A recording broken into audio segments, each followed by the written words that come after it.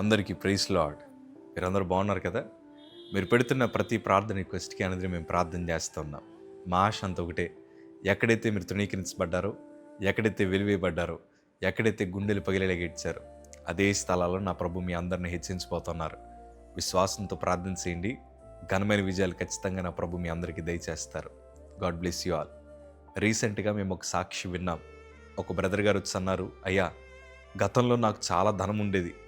ఆ ధనం ఉన్నప్పుడు మా బంధువులు నాకు చాలా విలువిచ్చేవారు. మా స్నేహితులు నాతో మాట్లాడడానికి ఇష్టపడుతూ ఉండేవారు.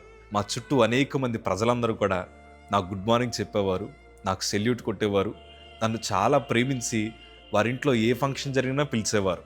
కాకపోతే కొన్ని సంవత్సరాల క్రితం నా వ్యాపారంలో కొన్ని నష్టాలు వచ్చి కొంతమందిని నమ్మి నేను మోసపోయి ఉన్న ధనమంతా కోల్పోయాను. ఈరోజు ఏ ఒక్కరూ నాకు విలువ ఇవ్వట్లేదు.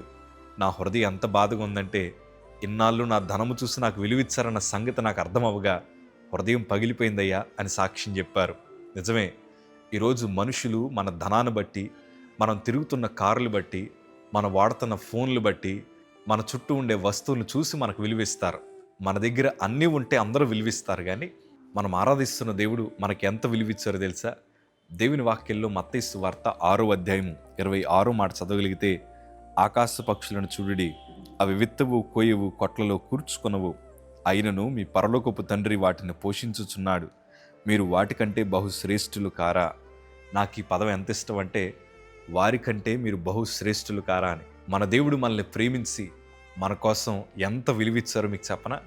మన కోసం ప్రాణం పెట్టారయ్యా. అమ్మ తల్లి, మన కోసం ప్రాణం పెట్టేవారు ఈ ప్రపంచంలో ఎవరు లేరు. కావాలంటే మన ప్రాణాన్ని తీసి దానివల్ల లాభం పొందాలన్న ఆలోచన కలిగి ఉన్నారు, కానీ మన కోసం త్యాగం చేసేవాళ్ళు ఈ ప్రపంచంలో ఎవరు లేరు. ఎందుకంటే మనం ఎవరి దృష్టిలో విలువ కలిగిన వారం కాము, కానీ దేవుడు మనకు విలువ ఇచ్చాడు. మొన్న ఒకసారి ఒక యాక్సిడెంట్ జరిగింది. ఒక వ్యక్తి అక్కడ కూర్చొని రక్తం కారుతూ, అయ్యా ఎవరన్నా అంబులెన్స్కి ఫోన్ చేయండి అయ్యా అంటే, చుట్టూ ఉండే మనుషులు ఏం చేస్తారు చెప్పనా? ఆ వీడియో తీసుకొని స్టేటస్లు పెట్టుకుంటున్నారు. మనిషి ప్రాణం అంటే కూడా ఈరోజు విలువ లేదు. కాకపోతే ఆయన మనకు విలువ ఇచ్చాడు. ఈరోజు మేము ఎట్లా బ్రతకడం గల కారణం అంతా ఒకటే, అందరూ ఒకప్పుడు మమ్మల్ని విడిచిపెట్టేశారు, అందరూ మమ్మల్ని ఒంటరిగా చేశారు. మా సంఘం మా పక్షాన్ని నిలబడింది, వాళ్ళందరూ ప్రార్థించారు. ఆ ప్రార్థనలు విన్న దేవాది దేవుడు పగిలిపోయిన మా జీవితాలకు మరలా విలువిచ్చి ఈరోజు మమ్మల్ని స్థిరపరిచినట్లే ఈరోజు నీ జీవితాన్ని కూడా నా ప్రభు మార్చాలని ఆశపడుతున్నారు. విలువెవలేని మనుషుల దగ్గర నువ్వు ఉండి నువ్వు సాధించేది ఏమీ లేదు.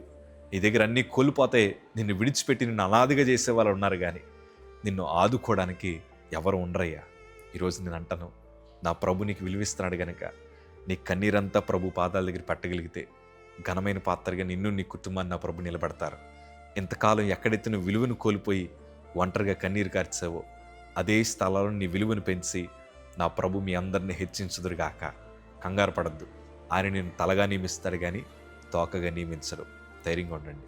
God bless you.